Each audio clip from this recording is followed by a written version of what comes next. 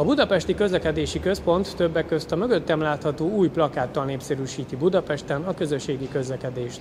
Most itt vagyok a Móricz Zsigmond körtéren, az aluljáróba, és annak próbálok utána járni, hogy a plakáton szereplő autóbuszvezető vajon melyik járaton dolgozik, ugyanis szeretnék vele utazni. Ezzel a buszvezetővel esetleg utaztál már? Nem, még nem. Ő az az ember, aki azt a buszt el tudja vezetni számodra. Te utaztál már vele? Még nem. Én nem utaztam még vele. Nem. És te? Nem. Én nem szoktam busszal járni, szóval... Láttad már esetleg? Nem, valószínűleg nem körmendi, de csak tippelek. Sokszor láttam a plakátot, téged meg először. Szevasz, figyelj, nagyon sietsz?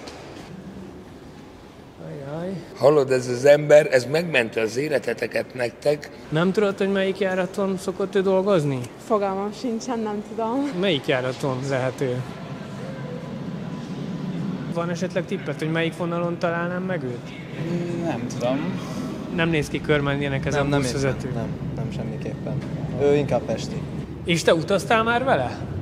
Nem lehet, hogy egyébként ő nem is buszvezető, hanem csak egy ilyen fotómodell? Mondjuk az esélye hatalmas, mivel plakáton láthatjuk. Biztos egy fotómodell a buszsofőrök alapján, akikkel találkozom.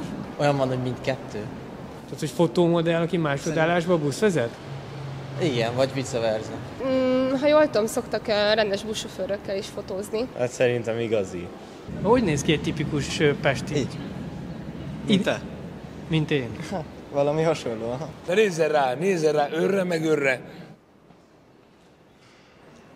Te lennél a plakáton, vagy? Hogyha valahol találkozok vele, szólok, hogy hasonlítotok. Én vagyok ez az autóbuszvezető. Komolyan? És tényleg ezt is csinálod? Igen. Na jó, oké. Excusez-moi s'il vous plaît, moi, c'est français.